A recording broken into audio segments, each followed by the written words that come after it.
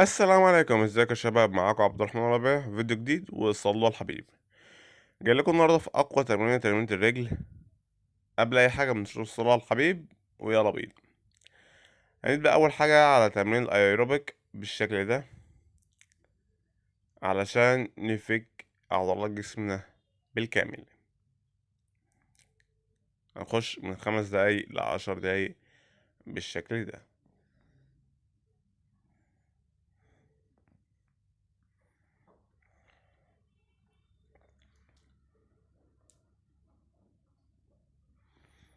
بعد كده هنلعب تمارين اطالات علشان نعرف نلعب التمرين بتاع الرجل. هنلعب اطالات جانبي وأمامي بالشكل ده.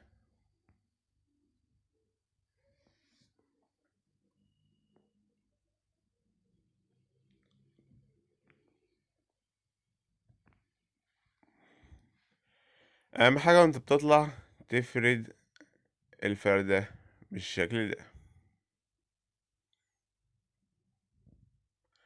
بعد كده هنلعب الرجل التانية نفس الشكل.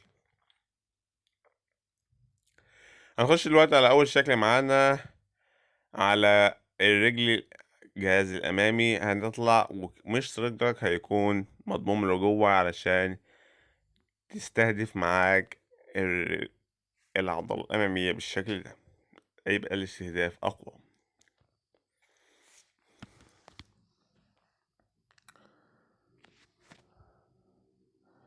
نفس الشكل الدور التاني زي ما انتم شايفين كده، بس ده توضيح اقوى.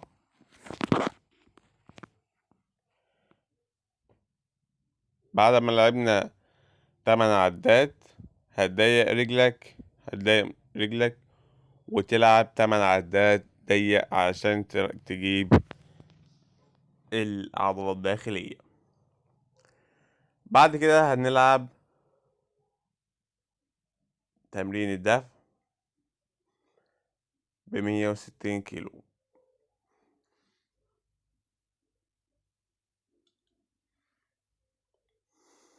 انت هتلعب بوزنك انت، مش هقولك العب بالوزن ده.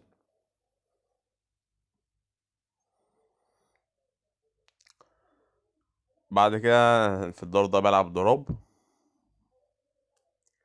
فهنجيب من 10 ل 12 عد.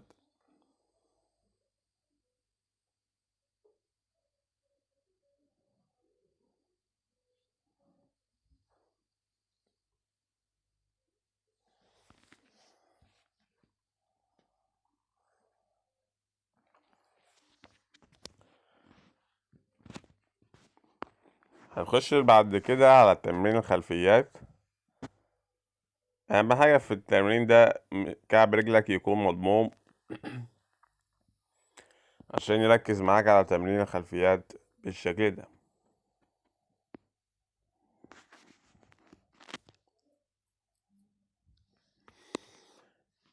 الدور ده هنلعبه دروب، يعني بعد ما نخلص الوزن بتاعنا زي ما انتم شايفين كده، هنخفف على قد ما نقدر بالشكل ده.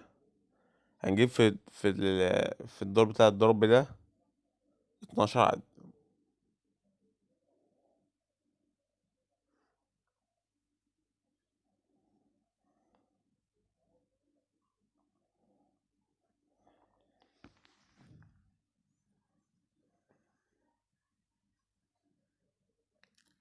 أهم حاجة الفردة بتاعت الإطالة، علشان تركيز يبقى شغال.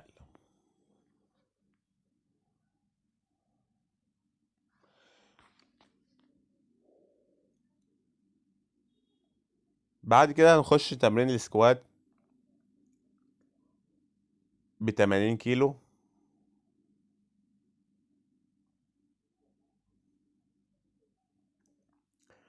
أهم حاجة في التمرين السكوات النزلة 90 درجة، ونظرك يكون مستقيم، عشان تعرف تشيل وزن. مش لازم تلعب بوزن تقيل، تعرف، عشان ما يقعش منك. بعد كده هنخش تمرين الطعنة بالشكل ده. هنجيب 8 عدات في تمرين الطعنة، وأهم حاجة في تمرين الطعنة ده التركيز، عشان تمرين الطعنة ده مهم جدا.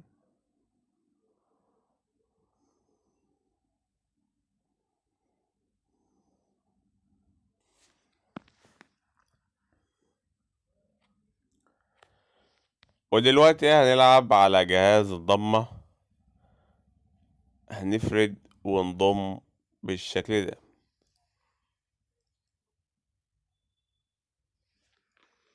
هنجيب آخرنا في الجهاز ده. بعد كده هنلعب الدور ده ضرب. هنجيب من 10 ل 12 عدة في التمرين ده. آخر حاجة معانا هنلعبها دلوقتي السمانة.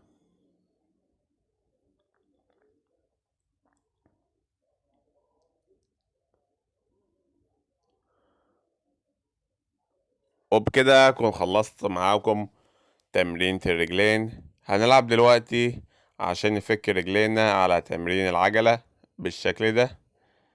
بعد ما تمرينة الرجل تكون شدت معاك، هنخش على تمرين العجلة بالشكل ده، أقل حاجة 10 دقايق. أنا كده خلصت الفيديو بتاعي. لو الفيديو عجبك ما تنساش تعمل لايك وتفعل زر الجرس علشان يوصلك كل جديد.